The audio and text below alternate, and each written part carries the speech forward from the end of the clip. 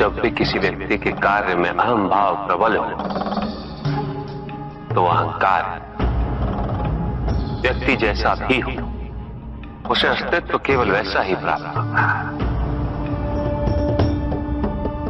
व्यक्ति यदि अपने कर्मों के लिए अपने को उत्तरदायी समझे तो वो स्वतंत्र था। जब तक व्यक्ति किसी और को उत्तरदायी समझेगा तब तक वो निर्बल रहेगा।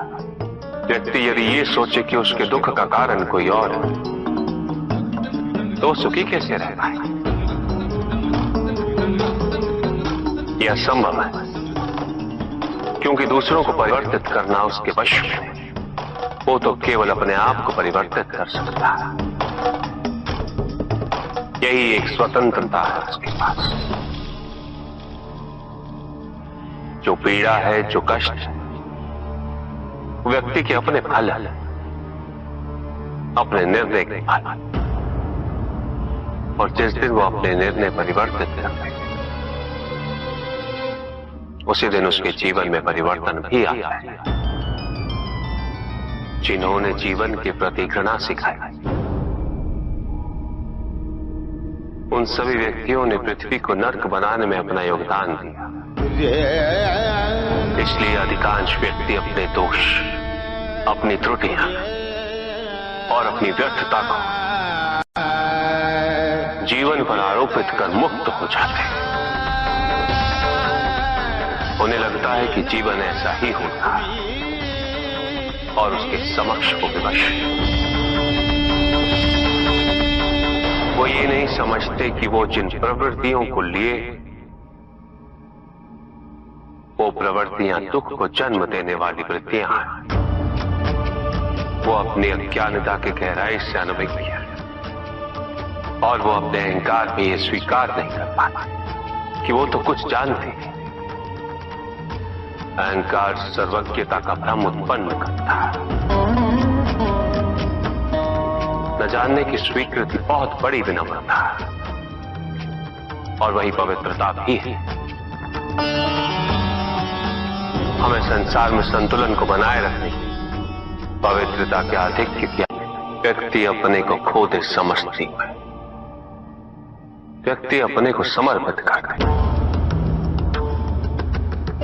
छोड़ दे अहंकार को तो भ्रम की इच्छा ही पूर्ण होती है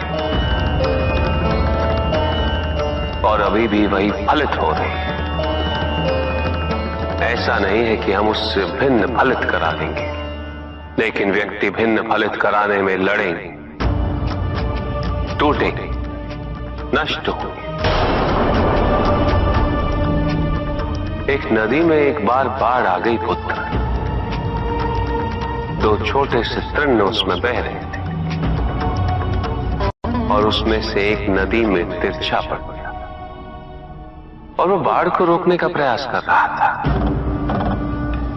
वो अत्यंत ऊंचे स्वर में कह रहा था कि नदी को आगे नहीं बढ़ने देगा।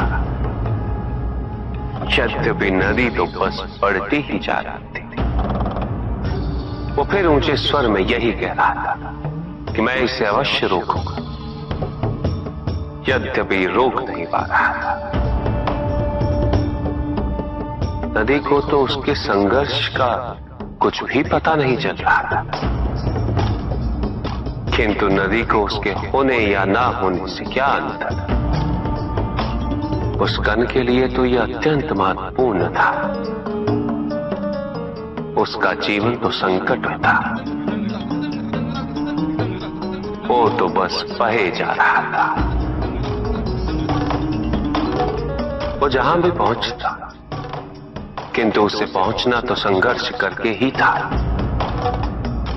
किंतु ये बीच का क्षण, ये बीच का काल दुख, पीड़ा, द्वंद्वता का काल है। वहीं दूसरी ओर जो दूसरा तृण था उसने अपने को समर्पित कर दिया। वो तो नदी में सीधा पड़ा हुआ था, नदी के प्रवाह के साथ साथ बहता जा रहा था और उसे ऐसा प्रतीत हो रहा था जैसे कि वो नदी को दिशा दे रहा। उसे प्रवाहित होने में सहायता कर रहा। वो तो ये निश्चय कर बैठा था कि नदी को समुद्र तक पहुंचाकर ही रहेगा, किंतु नदी को उसकी उपस्थिति का भी आभास नहीं था। नदी पर उन दोनों के होने या ना होने का कोई प्रभाव नहीं था। नदी तो बस बहे जा रही थी। ब्रह्म की इच्छा को जाना नहीं जा सकता, किंतु ब्रह्म के साथ एक अवश्य हुआ जा सकता, और तब व्यक्ति की अपनी इच्छा तो खो ही जाती, केवल उसकी इच्छा ही शेष रह जाती। युद्ध किसी व्यक्ति से नहीं, मानसिकता से होता। युद्ध में संघर्ष अच्छाई या बुराई का नहीं होता, सभी में अच्छाई है और बुराई भी है पुत्र। युद्ध तो विचारधाराओं का होता है।